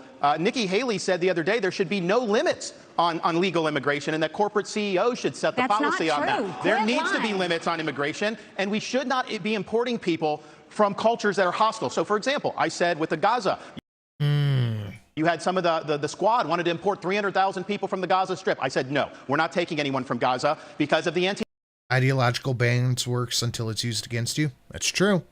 That's very true. Everything these people advocate for will at some point be used against them in every way, shape, and form. That does not just mean these guys, but all of them. Anti-Semitism, and because they reject American culture. So we've got to get smart about this. We cannot let the United States be like Europe. So there's low-hanging fruit here, if I may just hit this point, because it relates to what they just said. There are things that the government can do right now that nobody's talking about amongst the professional politicians in this race. What about all of the illegals who are already here? Here's the answer. There's 287G in the law. That is a provision that already allows ICE agents to deputize or allow local law enforcement to enforce those ICE warrants. And it shocks me that nobody in the Republican Party is talking about it, because there are 1 million then officials, law enforcement officials in this country. And against that backdrop, we absolutely have the ability to deport anybody who's in this country illegally. Thank you, we Mr. need to be talking about it more in this Thank country. you. Governor Christie. I actually did that as governor of South Carolina. Governor Christie asked last night in Iowa whether he would be a dictator if he wins a second term in office. Donald Trump quipped, no, quote, except for day one, promising to seal the southern border. He has also pledged to begin the largest deportation operation in American history, saying that migrants are, quote, poisoning the blood of our country. He has pledged to round up and expel an estimated 11 million undocumented immigrants in the United States. What do you make of that plan? I think it's completely predictable. I mean, look, he's made it very clear. There's no mystery to what he wants to do. He started off his campaign by saying, I am your retribution. 8 years ago, he said, I am your voice. This is an angry, bitter man who now wants to be back as president because he wants to exact retribution on anyone who has disagreed with him. I think Trump's saying this stuff out loud and saying that he's going to use the DOJ to persecute his political opponents while completely bitching that every time he gets in trouble that it's political prosecution. I think that is an incredibly dumb move, but I expect nothing else from Trump. Anyone who has tried to hold him to account for his own conduct, and every one of these policies that he's talking about are about pursuing a plan of retribution. And yet, at the first debate, my three colleagues on this stage, when asked if he would be convicted of federal felonies, would they still support him, raise their hand, looked into the camera, and let everybody know that they would still support him even if convicted of federal felonies. Federal felonies, by the way. Federal felonies which involve our election process, federal felonies which involve the most sensitive of our governmental secrets, federal felonies where he instructed others to commit stop jerking yourself off. Crimes, folks who are now agreeing to go to jail because of what they did in his name. So do I think he was kidding when he said he was a dictator? All you have to do is look at the history. And that's why failing to speak out against him, making excuses for him, pretending that somehow he's a victim, empowers him. You want to know why those poll numbers are where they are? Because folks like these three guys on the stage make it seem like his conduct is acceptable. Let me make it clear. His conduct is unacceptable. He's unfit, and be careful of what you're going to get. If you ever got another Donald Trump term, he's letting you know, I am your retribution. He will only be, Elizabeth, he will only be his own retribution. He doesn't care for the American people. It's Donald Trump first. Thank you, Governor Christie. Governor DeSantis. Governor DeSantis. Thank you. What an ass. What an absolute ass. Thank you. Governor DeSantis, Donald Trump would be older on day one of his second presidency than Joe Biden was on day one of his first. You have said Trump is not the same man he was when he ran in 2016. Your campaign is running ads showing Trump confused. And you have said he has, quote, lost the zip on his fastball. You seem to be saying... Would you vote for DeSantis, Trump, or Vivek? Right now, Vivek. Donald Trump is no longer mentally fit to be president. Is that what you think? Look, he is showing, Father Time is undefeated. The idea that we're going to put someone up there that's almost 80 and there's going to be no effects from that, we all know that that's not true. And so we have an opportunity to do a next generation of leaders and really be able to move this country forward. We also need a president that can serve 2 terms. I don't think Donald Trump, I think he'd be able to get elected. The Democrats want him to be the nominee. We see that. They are going to turn the screws the minute, if he got the nomination, but do you think you're he's going to see mentally it. fit to be president? I think we need to have somebody younger. I think when you get up to 80, I don't think it's a job for that. But let me just respond to some of the things there. Look, the media is making a big deal about what he said about some of these comments. I would just remind people, that is not how he governed. He didn't even fire Dr. Fauci. He didn't fire Christopher Wray. He didn't clean up the swamp. He said he was going to drain it. He did not drain it. He said he was going to build a wall and have Mexico pay for it. We don't have the wall. He did say in 2016 he'd have the largest deportation program in history. He deported less than Barack Obama did when Barack Obama was president. So some of these policies he ran on in 16, I was cheering him on then, but he didn't deliver it. Here's what I can promise people. 100% of the things I promised as governor, I delivered on those promises. I beat the left time and time again. And that's what I'll do for you as president. We got to start winning again as a party. Yes, win the election, but we've got to start getting these issues. I will go in and wreak havoc on this bureaucracy. You will see people fired, and we are going to bring a reckoning for how this government handled COVID-19. We need to stop pretending like being 80 is just okay. Like, no. You cannot just be 80 and the president. That's not how that works. It's not how any of this works. Here's a point, by the way. Now, Chris, you've had your chance to wax eloquent on Donald Trump. You've been doing it all this whole race. Why doesn't he just answer the question? The question was very direct. Is he fit to be president or isn't he? The rest of the speech is interesting, but completely non-responsive. And if we were in a courtroom, they'd strike the answer and say, Governor DeSantis, no, they wouldn't. They would say you're a smart man. No, they would. No, they wouldn't. They would strike the answer because you're not answering it. Is he fit? You have your thing. Is he fair or isn't he? No, I don't have my thing. He's the thing. Is he fit or isn't he? You're talking about him. Why is Chris Christie even up there? No one's asking him questions. He just jumps in and goes, why aren't you answering? Like, dude, he doesn't want to say, no, Trump isn't fit, but he can't say that he is. Being 80 years old, doesn't mean that somebody couldn't get elected. That's Governor the people that DeSantis, let him finish. Governor DeSantis, let him finish. Ron, I think we have an opportunity to do somebody who is in the prime of their life. You don't have to worry about all this stuff with confidence. We can get it done. We'll do it. I'm going to come to you. Finish. Look, Father Time is undefeated. I don't know how he would score on a test, but I know this. We have an opportunity to nominate someone and elect someone for 2 terms who's going to be spitting nails on day 1 and for 8 years deliver you big result. We should not nominate somebody who's almost 80 years old. Okay. He's afraid to answer. No, I'm not. You have to either you're afraid or you're not listening. No, it's not. There's a simple question. Is he fit? No, they can hear this. No one can hear you. They can't hear you. You finish and then you get it back. All right. Look, I'm a simple guy. Okay? I hear the question and I answer it. Yeah, we know you're simple. Is he fit or isn't he? I'll concede you're fit, Ron. You're a new generation. You're 44 years old. I wish I was still 44 years old. Okay? 45. So, well, congratulations. I'd still take 45. Is he fit or isn't he? And this is the problem with my 3 colleagues. They're afraid to offend. And let me tell you something. If you're afraid to offend Donald Trump, then what are you going to do when you sit across from President Xi, you sit across from the Ayatollah, you sit across from Putin? You have to be willing to offend with the truth. Okay. And answer the question. Fit or unfit? Listen. I promised Ron DeSantis a minute and not a full minute. It is not about offending. And then we're moving it's about pointing out, do you want to elect somebody who will be older than Biden was when he went in 2021? I don't think he's as bad as Biden was at all. But I do think that over a 4-year period, it is not a job for somebody that's pushing 80. We need somebody that's younger. We need somebody.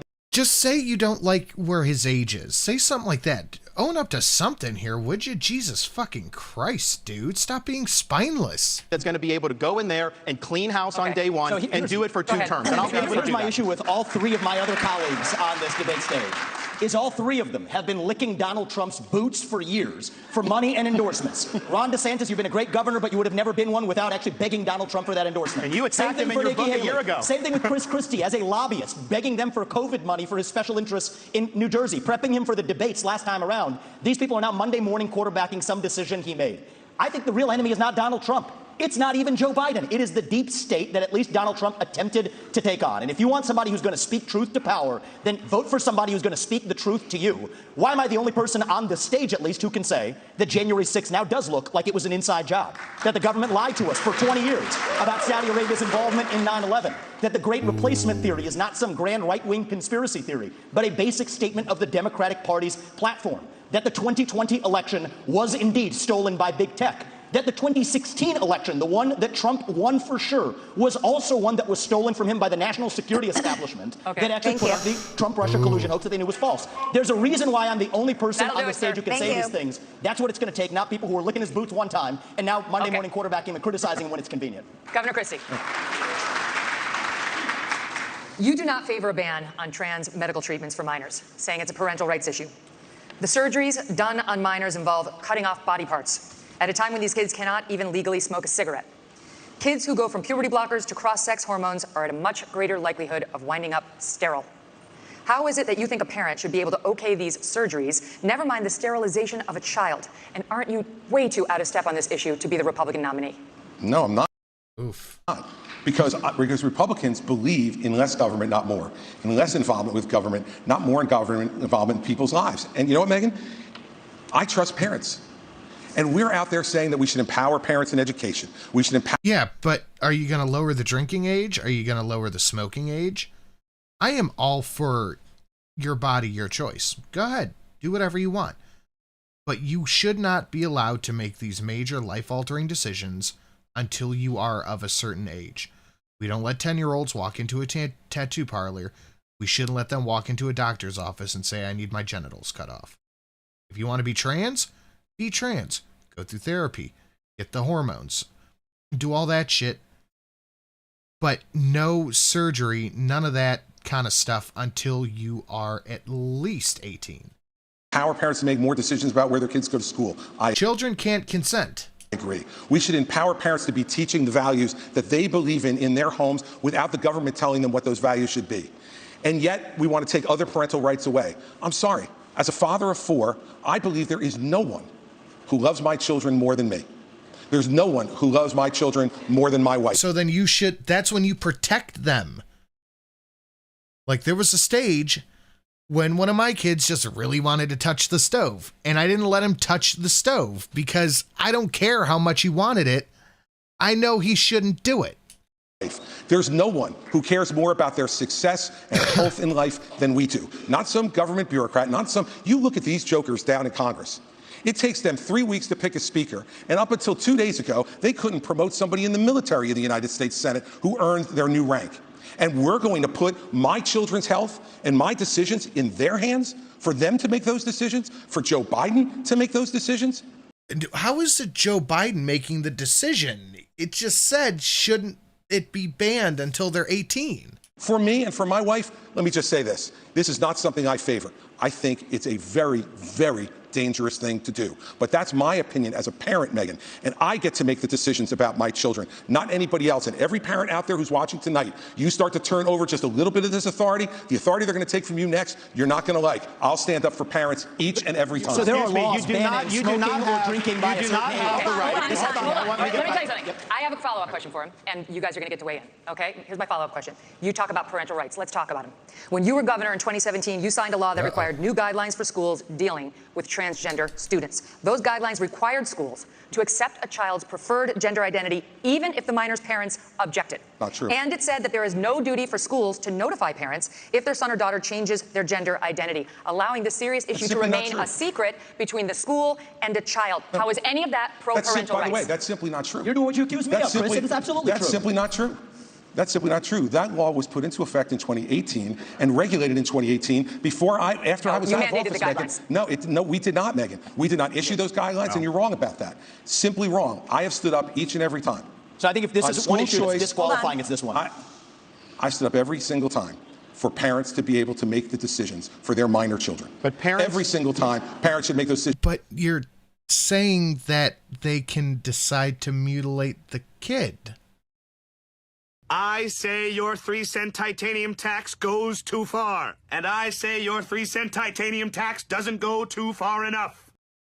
It's wild this is allowed, but trying to get a hysterectomy at 25 to 35 is fought against because you may want children someday. It is insane. It is absolutely insane. And by the way, you know what? Every once in a while, I guess if you're trying to get a hysterectomy, just say that you're trans. But the minute you start to take those rights away from parents, you don't know that slippery slope, what rights are going to be taken away next, and what's going to be focused on. As a parent, you do not have the right. How is he saying it's taking away rights from the parents when they want a blanket ban on all procedures for anyone under 18? How is that taking rights away from the parents? Is this just not making sense to anybody, or am I dumb? Right to abuse your kids. This is cutting off their genitals. This is mutilating these minors. These are irreversible procedures, and this is something that other countries in Europe, like Sweden, once they started doing it, they saw it did incalculable damage. They've shut it down. I signed legislation in Florida banning the mutilation of minors because it is wrong. We cannot allow this to happen in this country. And I know Chris disagrees with me, and I think he has an honest position.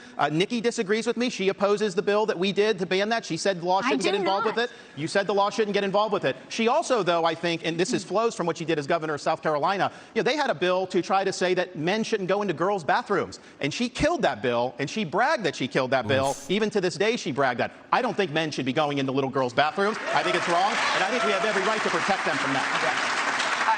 I am going to come to you. I promise you in seconds. Go quickly. I think the North Star here is transgenderism is a mental health disorder. We don't let you smoke a cigarette by the age of 18. We don't let you have an addictive drink of alcohol by the age of 21. And I just challenge Ron DeSantis to go one step further and support what I think is... I wouldn't say it's a mental health disorder, but if you are a child, then you need to wait. Clearly within the authority to do, using federal funds just like Reagan did in '84 for the Highway Act that said the minimum drinking age needs to be 21. We can do the same thing when it comes to banning genital mutilation or chemical castration. Okay. I know Ron's been... Okay, fine. 18, 21. Wait till then. Clear on that at the federal level. I'm crystal clear. That's where I stand. Got it. That's a mental health disorder. That's where I need to be at. Go ahead. So first of all, Ron has continued to lie because he's losing. No, it's not just, a lie. You are lying. You so said first it on tape. What? So first of all, I will say that when I was governor, 10 years ago, when the bathroom situation came up, we had maybe a handful of kids that were dealing with an issue. And I said, we don't need to bring government into this, but boys go into boys' bathrooms, girls go into girls' bathrooms, and if anyone else has an issue, they use a private bathroom. Now, 10 years later, we see that this issue has exploded. And this shows how hypocritical Ron continues to be. When he was running for governor and they asked him about that, he said he didn't think bathroom bills were a good use of She's throwing a bitch fit for whatever reason. His time. You can go look that up. I signed a bathroom bill in Florida. What brought this on? What the hell made her start going on about this? He's only bringing this up because he's losing. What the fuck are you talking about, Nikki? Florida, so that's obviously not true. So the idea that you would say that I was against that. You didn't. You killed it. I signed it. I stood up for little girls. You didn't do it. And there was this going on. I was actually just in South Carolina. Some of the legislators told me at the time there were boys going into the girls. That's the whole reason why they did it. No. And so they say when she does that explanation that doesn't hold water. And this is the upstate of South Carolina. Ron, I signed the bill. I protected the girls. Do you know South Carolinians? She did not do it. Do you know South Carolinians? Because South Carolinians... No. You are not going to talk about my state like that, because I will tell you for a fact, South Carolinians never allowed that to happen, and we did not have that issue at the time. What I have always said is boys go into a boys' bathroom, girls go into a girls' bathroom. But hold on one second. I also say that biological boys shouldn't be playing in girls' sports, and I will do everything I can to stop that because it's the women's issue of our time. I signed legislation to protect women's sports. I actually get this stuff done. Thank you, guys. We're going to move on. Mr. Ramaswamy, when discussing your Hindu faith in September, you seemed to take a shot at Ambassador Haley, who is also Indian American and who converted to Christianity as an adult. You said, an easy thing for me to do, being a politician, is to shorten my name, profess to be a Christian, and then run. Make Vivek Vicky or whatever, end quote. Are you questioning Nikki Haley's Christian convictions? And why has your campaign made a point of referring to Ambassador Haley by her given first name, Nimarata, even though she's gone by Nikki for her whole life? Well, my whole deal is if Nikki Haley, of all people, should know how to pronounce my name correctly, the rest of the news media can learn it. My deal is I'll call her Nikki when she can say my own name right. That's our little fun side bet there. Here's what I will say is deeper. I don't question her faith, but I question her authenticity. And I think that's deeper here. We were just talking about the trans issue. This is a symptom of a deeper cancer in American life, identity politics. This new religion that says your race, your gender, and your sexuality are your identity. It is anti-American. It is meritocratic. It's anti-meritocratic, and it is dividing this country to a breaking point. And I've spoken about this to the left. My books are all about this. I've preached this to the left, but it's even worse when Republicans try to play the same game. We're talking about that trans issue. Nikki Haley's campaign launch video sounded like a woke Dylan Mulvaney Bud Light ad talking about how she would kick in heels. At the first debate, she said that only a woman can get this job done. That's what she said. After the third debate, when I criticized Ronna McDaniel after 5 failed years of leadership of this party and criticized Nikki for her corrupt foreign dealings as a military contractor, she said that I have a woman problem. Nikki, I don't have a woman problem. You have a corruption problem. And I think that that's what people need to know. Nikki is corrupt. This is a woman who will send your kids to die. Ooh, so that's where that meme comes from. Nice. She can buy a bigger house. This is the problem. Using identity politics more effectively than That's where the meme was coming from. That's good to know.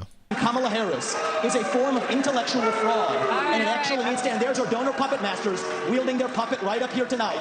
This is how this game is played. The puppet masters put up their puppet, and I reject the use of identity politics in this party. It has been a cancer coming from the left, and I'm sick and tired of the double standards the people of this country are too. Having 2 X chromosomes does not immunize you from criticism. Thank you, sir. Thank you. Governor Haley, would you like to respond? No, it's not worth my time to respond. No, I don't want to respond. You have been using identity politics at every step. She knows it's true, and that's why she's actually Okay, sir, we're not going to give you a response to the question that was to you. Okay, we got to move on to this. Now, by arrangement with the Republican National Committee, we've got 2 questions for you about the Justice Department and our election system. Here's Tom Fitton with Judicial Watch. Governor Christie, this one's for you. President Trump and many of his supporters claim federal law enforcement agencies have abused his civil rights for the last 8 years by, among other things, spying on him and now prosecuting him while having treated Hillary Clinton and Joe Biden with kid gloves. A recent Gallup poll shows that Americans think more highly of the U.S. Postal Service than they do the FBI or Justice Department. What would you do as president to restore the faith of the American people in these agencies?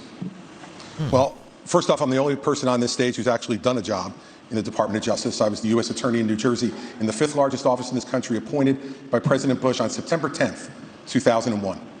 And it was an extraordinary time in this country to be on the front lines of fighting the greatest attack against our country since Pearl Harbor. And I'm proud of the 7 years I spent in the Justice Department. And one of the reasons I am is because I had an Attorney General when I came in named John Ashcroft. And John Ashcroft stood up and told each and every one of us our job was to do one thing, to make sure justice was done every day, regardless of partisanship, regardless of gender or race or any other consideration. And that's what we did for 7 years. And at a time when our country was at its greatest moment of danger. Anybody else just nod off? In the last 40 years, we did exactly that. And there was not another domestic terrorist attack on this soil. So what I would do as president, having had that experience, and the only one who's had that experience, is to pick an attorney general who will absolutely do the same thing that John Ashcroft did, to pick U.S. attorneys who will only care about making sure that justice is done without regard to any other consideration but the facts that are presented and whether someone is guilty beyond a reasonable doubt and the government can prove it. We have had attorneys general like Eric Holder and Loretta Lynch and Jeff Sessions and now our current attorney general who have not met that standard. And the only way you restore people's faith in the justice system is to put someone like that in charge of the Justice Department, and then as president, to get the hell out of the way on anything that involves criminal investigations. If a president's involved in trying to do something and put their thumb on the scale, as Donald Trump says he will do, that makes people much less likely to believe our justice system can be fair. Thank you. Thank you. Governor DeSantis, next one's for you. Back to Tom Fitton. Many Republicans are concerned about the legitimacy of elections. A federal judge just ruled that Pennsylvania must count undated mail-in ballots. And unlike Alabama, many states still don't require any identification to vote. What should states do now to increase election integrity and voter confidence for the 2024 election? Well, Tom, thanks for the question. Thanks for what you guys do at Judicial Watch. It's really, really important. There's a lot of corruption in this government. You guys are doing a great job. What you should do. JK had a good point earlier that they were probably paid shills for Nikki Haley in the chat. And it's a pretty good call. For election integrity, do what we did in Florida.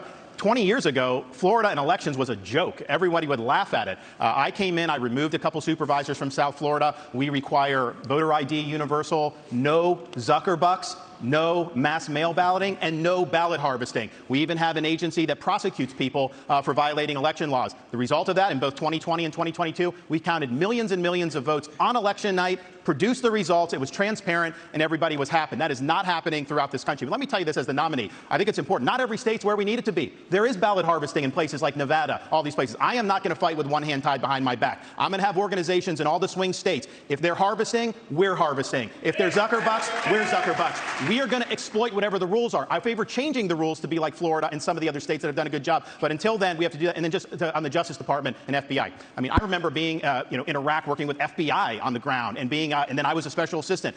I used to have such a high regard for these agencies. What they did to Donald Trump with the Russia collusion was one of the biggest abuses of power in the history of our country.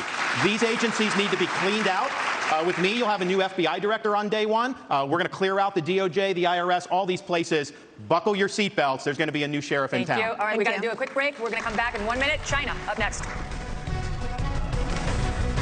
College campuses, residents up to Capitol Hill. Ambassador Haley, House Republicans yesterday hauled elite university presidents up to Capitol Hill to answer for the displays of anti-Semitism on college campuses. These leaders, including the president of Harvard, were asked whether calling for the genocide of the Jews would violate school policies against harassment and intimidation. All of them said it would depend on the context, including whether that speech veers into conduct. How do you think these schools and the rest of society should balance the imperative of free speech against the need to prevent radical activists from harassing and intimidating others? It was disgusting to see what happened. You know, if this had been the KKK that was doing protests on those campuses, every one of those college presidents would have been up in arms. This is just as bad. The idea that they would go and allow that kind of pro-Hamas protest or agree with the genocide of Jews and try and say that they needed context on that, there is no context to that. This is what we need to do to deal with it. First of all, we have got to get foreign money out of our universities. You've got Arab money, you've got Chinese money, you've got others. We need to go to every university and say, you either take foreign money or you take American money, but the days of taking both are over. The second thing we need to do is Biden made a mistake not including anti-Zionism in the definition of anti-Semitism. If you don't think that Israel has a right to exist, that is anti-Semitic. We will change the definition so that every government, every school has to acknowledge the definition for what it is. We're going to change the definition of anti-Semitic to be anything anti-Zionist? Are you shitting me? Guys, real quick, I would just like to point out that the $20.23 donation would literally be perfect for this whole spiel. The third thing is we really do need to ban TikTok once and for all. And let me tell you why. My God. For every 30 minutes that someone watches TikTok, every day, they become 17% more anti-Semitic, more pro-Hamas. What? For every 30 minutes somebody watches TikTok, they become 17%.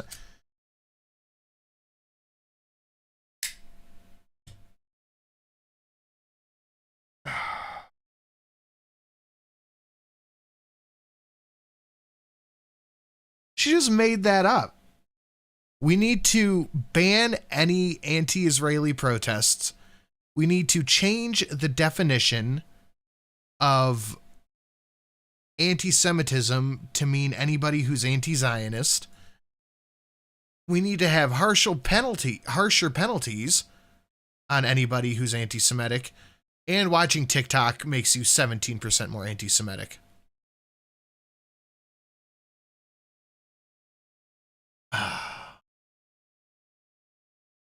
Have the donation be perfect. Based on doing that. We now know that 50% of adults 18 to 25 think that Hamas was warranted in what they did with Israel. That's a problem. She's making this up. Nobody believes this. She has to be making this up. When campuses also don't go and protect when they have these rallies and you've got students that are scared, we need to go to these universities and say, if you're not going to protect these students, if you're not going to acknowledge anti-Semitism, we'll take your tax-exempt status away. That'll fix it, and that'll take care of it for good. If you're going to allow anti-Semitism, we're taking away your tax-exempt status? Holy fucking shit. I'm staying with you, Ambassador Haley. On October really 6th, the Israeli government money. thought it had a clear-eyed view of the threat from Hamas. In fact, according to the New York Times, it even had Hamas's... She's gone full tard mode. That's true. That's very true. It's It's bad, too. Thank you, Shadowclaw. Attack plan and dismissed it as an aspiration. The Israelis were wrong. In our country, the FBI director told the Senate panel just yesterday that he sees, quote, blinking red lights everywhere, and that the threat level has, quote, gone to a whole nother level since October 7th. Which of the threats facing our country do you worry could blindside us? What worries me and what keeps me up at night is what happens between now and Election Day while Joe Biden's in office. That's what worries me more than anything else. But I'll tell you that America right now is acting like it's September 10th. We better remember what September 12th felt like, because it only takes one. And whether you're looking at open borders that are allowing people to come in, Iran knows the easiest way to get to America is through the southern border, and we're not doing anything to stop it. What does that even mean? We've got to get the foreign infiltration out of our country, whether it's in our schools, whether it's on our social media, whether it's we need to stop all foreign lobbying that's happening to members of Congress, and we need to start securing America again. Until we do that, we are going to be at threats. We've got to look at Iran, China, and Russia want to destroy the West. We have to start acting strong again. We've got to start protecting Americans. Right now, Americans don't feel protected, and we're not doing anything to strengthen it. So Joe Biden continues to be a problem. That'll change on Election Day. Governor DeSantis. Jesus. If China invades Taiwan, what is this psycho bitch blabbing about? Would you send American troops, as President Biden has said he would do? We will be able to deter that from happening. I think that's the important thing. We need a strategy of denial so that we're deterring Xi's ambitions. What if it doesn't work? It's going to work. Taiwan's an ally. We have longstanding American policy, and you know how that's done, and we will follow that. But here's the thing. Taiwan is important not just because of semiconductors. It's important because if China is able to break out of this first island chain, they're going to be able to dominate commerce in the entire Indo-Pacific. They will use that to export authoritarianism all around the world, including here in the United States. You look at some of these guys, actually some of them that are supporting Nikki on Wall Street, they grovel to China. Anytime something happens, they got to go do that. So they already exert a huge amount of authority over this country. It will get a lot worse. So deterring China's ambitions is the #1 national security task that I will do as president, and we will succeed. The 21st century needs to be an American century. We cannot let it be a Chinese century. Mr. Ramaswamy, I think we need to be clear. I'll be clear on the same issue, if I may. I'm coming to you next on Taiwan. You said if you want to stop Xi from invading Taiwan, quote, let's open a branch of the NRA in Taiwan and put an AR-15 in the hands of every family and train them how to use it. That will give Xi a taste of American exceptionalism, end quote. The National Police in Taiwan announced a zero-gun policy last year. Is this a serious policy proposal? And if it isn't, why do you keep repeating it? Well, it's part of a broader deterrence strategy. And so I think I'm going to respectfully disagree with Ron here. I think the next U.S. president needs to be crystal clear that, at least for the foreseeable future, the U.S. will absolutely defend Taiwan. And it is with that clarity that we actually achieve deterrence. But I have a broader strategy than that. We need to get on side in our relationship with India, take it to the next level. India has to be able to block the Andaman Sea, which is where China gets most of its Middle Eastern oil supplies. That's critical. I also do believe the Second Amendment is a critical way of preventing foreign autocrats from being able to. It's worked in America. Why wouldn't it work in Taiwan? So it is part of a broader strategy. But I do think that we need to be specific about our deterrence strategy, or else Xi Jinping is just encroaching by the day. And the reason why we're not doing it for China, I want to be crystal clear, is because we're scared. Why are we scared? Because we depend on them for our modern way of life. Why do we depend on them for our modern way of life? It's because Nikki Haley's latest friends like Larry Fink have created commingled economies with BlackRock telling Exxon and Chevron they can't drill here, while being a shareholder of PetroChina, not applying those same constraints in China. So it is our economic dependence on China that makes us scared. If that were a Russian spy balloon, we'd have shot it down in an instant. If that were a Russian spy base in Cuba, we'd be actually going hard on them instead of turning the other way as we are with China. So it comes back down to that economic dependence. We cannot depend on them for our pharmaceuticals, our semiconductors, and people have been lied to for a long time. Our own military, the F-35 jets that we make in this country, depend on China, and it's going to take an outsider to fix that broken establishment. Thank you, Mr. Ramaswamy. He has just demolished Nikki this entire debate. Ambassador Haley, would you like to respond? I mean, when it comes to China and Taiwan, the one way that we keep China from going into Taiwan is, one, make sure that we win in Ukraine, that we protect our friends, but also let China know that they'll be held to pay if they go into Taiwan. They need to know that there is going to be a force that's going to go against them. And they need to know it's not just going to be the United States. That is why we need to build our partnerships with India, with South Korea, with Japan, with the Philippines, with Australia. We need to start pulling that alliance together. And the first way we do that is we need to make sure that on day one, we look at the fact, if China pulled the rug out from under us tomorrow, would we be ready? Think about what happened during COVID. Everybody told you to wear a mask. They were made in China. Everybody told you to take a COVID test. They were made in China. Everybody went and, I mean, everything that happened. If you go to the drugstore, all those medicines are made in China. We have to make sure that we are not relying on China for anything related to our national security, which means let's start focusing on doing deals with our friends now. Thank you, Ambassador. Governor Christie, I'd like you to weigh in on that. And do you think arming every family in Taiwan with an AR-15 is a plausible policy? You know, I don't think we have constitutional authority over Taiwan to give them a Second Amendment. I think they can only do that for themselves. But look, I want to be really clear. Once again, I want to play the role of actually answering your question, which is if China went after Taiwan, you're absolutely right. I would, as president, have us go militarily and defend them. Secondly, I'm not afraid, based upon those economic relationships, to do that, because these economic relationships mean nothing. Nothing. If what's going to happen is that China is going to come and act in that region of the world however they see fit. It's not right. And I'll say this about what I heard from Nikki earlier. She said that Donald Trump was good on trade. He wasn't. And the proof that he wasn't good on trade with China is that all he did was impose tariffs, which raised the prices for every American. You want to know what has contributed to inflation in this country? Yes, it's more government spending. Yes, it's the fact that we're printing too much money. Absolutely. But it is also the increase in prices that were driven by Donald Trump's tariffs. And one last thing. You can't say he was good on trade because he didn't change one Chinese policy in the process. He failed on it. Thank you, Governor Christie. Governor DeSantis, switching subjects here. For 15 years, Republicans have been burned by politicians' promises to repeal Obamacare. Trump repeatedly promised to replace it with, quote, something terrific, but failed to propose anything. You're now promising something better. But Florida has more uninsured people than almost any other state. Why should Americans trust you more than any other Republicans who've disappointed them on this issue? Well, I think we have millions of Americans who do not have access to affordable health care. And it's not just getting some type of card and Medicaid, because a lot of times they don't even get access to doctors. Do you actually get access to care? The other thing is we have millions and millions of people who don't have access to good doctors and good hospitals. Florida did not expand Obamacare. I think the states that did that, I think, are struggling financially. So that, yes, we declined to do that, and I don't think that that was the right policy to do. But we are going to go after the cost. You're paying too much for everything. We've actually addressed this in Florida in some ways, but you need price transparency. You need to hold the pharmaceuticals accountable. You need to hold big insurance and big government accountable, and we're going to get that done. I think it's very, very important economically. I think it's very, very important for the country that we get that done. Go ahead. Yeah, so I actually wanted to, this is a very personal issue to our family. I wanted to take actually a minute to recognize my wife who's here today. Badass surgeon. She did a bunch of cases with cancer survivors earlier today, flew here to be tonight. We'll be back at 7 a.m. in Columbus, Ohio tomorrow, taking care of those patients in the OR. Hey. And on the front lines of people who have actually not swallowed for years. And here's what's something that's awful that's happening in our healthcare system. They'll pay for anything like feeding tubes, doctors to be pill pushers, but for the procedures that can actually make these patients better, we have a broken healthcare system that doesn't pay for it. My wife, Apoorva, in many cases, does not get paid for those procedures. She does them anyway because it's the right thing to do. But that does not work system-wide. So here's the answer. We don't have a healthcare system in this country. We have a sick care system.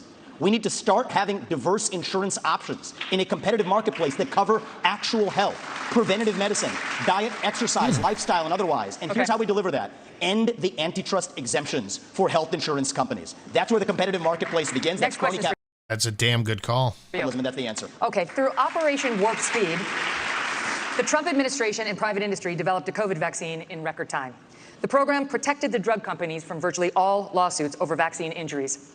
The government has a program to compensate for such harm, but critics say it is a black hole of bureaucracy. 12,000 claims filed, 10% decided, only 8 payouts so far, in a forum with no right to counsel, no hearings, no appeals.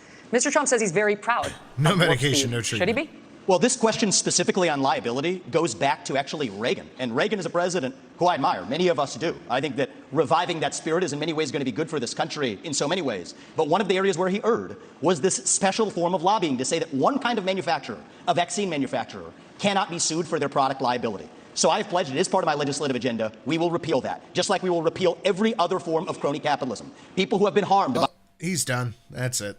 Those vaccines deserve accountability. They cannot be forgotten Americans. And I think one of the top lessons we learned from that COVID pandemic is that free speech in this country is most important in those alleged times of emergency. If we had been allowed to openly debate the merits of those vaccines, they would have been never mandated in the way that they were.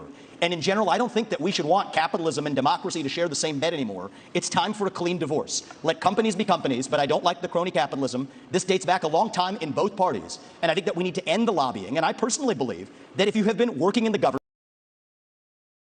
You should not lobby that government for 10 years. If you have been a government elected official doing deals with companies, be they Boeing or be they pharmaceutical companies, you should not join the board of that company for 10 years after. The former chairman of the FDA, the leader commissioner of the FDA, ended up on the board of Pfizer. Nikki Haley did deals with Boeing, ends up on the board of Boeing.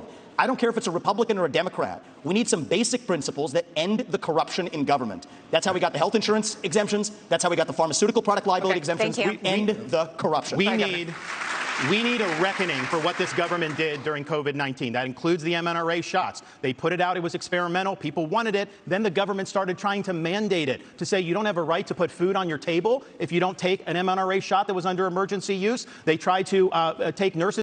mRNA.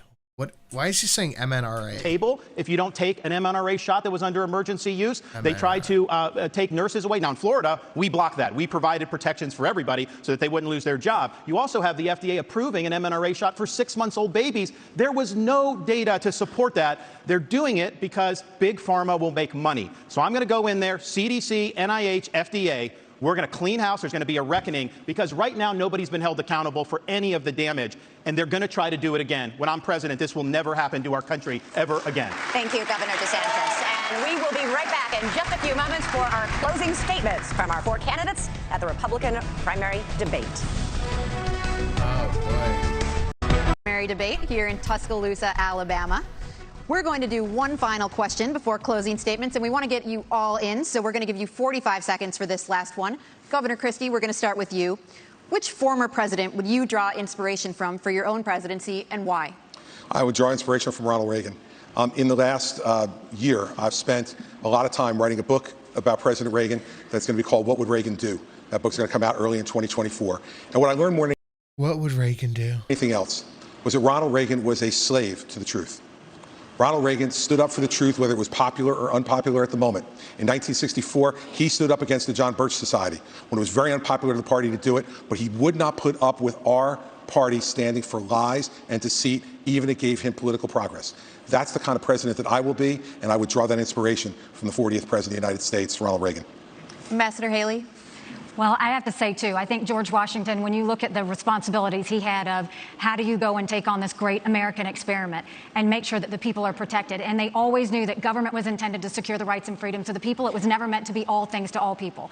And then you look at Abraham Lincoln, and you look at the challenges, and you look at the division that happened in our country, and the ability to lead in spite of the loud noises and say what will bring out the best in people to get us to go forward is always something that's important, and I think we need that now more than ever. Now more than ever. Governor DeSantis. Reagan, Washington, Lincoln, excellent. One of the guys I'll take inspiration from is Calvin Coolidge. Now, people don't talk about him a lot. He's one of the few presidents that got almost everything right. He understood the proper role of the federal government under the Constitution. We need to restore the U.S. Constitution as the centerpiece of our national life, and that requires a president who understands the original understanding of the Constitution, who has a good sense of the Bill of Rights, and who knows how we've gone off track with this massive fourth branch of government, this administrative state, which is imposing its will on us and is being weaponized against us. So Silent Cal knew the proper role of the federal government. The country was in great shape when he was president of the United States, and we can learn an awful lot from Calvin Coolidge. Over to you, Mr. Ramaswamy, to conclude our history lesson. Sure. Well, I will say Ron picked a president who was born on July 4th. I'll pick one who died on July 4th. It's Thomas Jefferson. He was 33 years old when he wrote the Declaration of Independence. And you all are sitting on a swivel chair today. He invented the swivel chair while he was at it, while writing that Declaration of Independence. That's that founding spirit that we miss, that we're the pioneers. We're the explorers, the guy who sent them out on the Lewis and Clark expeditions. And I think a lot about what would Thomas Jefferson say to today's Republican Party. And I think one thing he'd remind us of, we haven't talked about it as much tonight, but I think it is one of the interesting ideological discussions we're having in our party is freedom of speech. You get to express your mind freely, no matter how heinous the opinion. Thomas Jefferson understood that. All right, He's an inspiration for me. Thank you, Mr. Ramaswamy. And believe it or not, it's time for closing statements. Governor Christie, would you like to begin? Sure, thank you. I want you all to kind of picture in your minds Election Day. You'll all be heading to the polls to vote, and that's something that Donald Trump will not be able to do because he will be convicted of felonies before then, and his right to vote will be taken away. You know, he will be. They will be. Look, here's the bottom line. You can boo about it all you like and continue to deny reality. But if we deny reality as a party, we're going to have 4 more years of Joe Biden. When my colleagues here raised their hands and said they would support him even if he was a convicted felon, the bigger problem with it is they were confirming the lies he's told to the American people. If you're too timid to take on Trump, believe me, others will see that timidity. Xi, Putin, and the Ayatollah, the border crossers It's weird. It's almost like the fix is in. On the southern border and the criminals in our streets. They'll sense that timidity and they'll take advantage of that failure of leadership. We need to get back to an old American idea that every person is responsible for their own conduct, even a president. I'll be the kind of president who has the humility that knows that you work for the people. It's not the other way around. I will earn your trust. I want to earn your vote. Thank you, Governor Christie. Mr. Ramaswamy? I'll use this to just address a topic we didn't talk about tonight, but I think is one of the most important topics that needs to be discussed. That is this climate change agenda that is shackling this country like a set of handcuffs. I said at the first debate, and I stand by it. The climate change agenda is a hoax because it has nothing to do with the climate. That's what we have to see. 98% reduction in the climate disaster-related deaths in the last century. 8 times as many people are going to die of cold temperatures this year than warm ones. Yet against that backdrop, there's an issue coming up in Iowa. It's core to Iowa farmers. I met Kim Junker, Kathy Stockdale, and other farmers who are about to have a carbon capture pipeline built across their land using eminent domain to do it.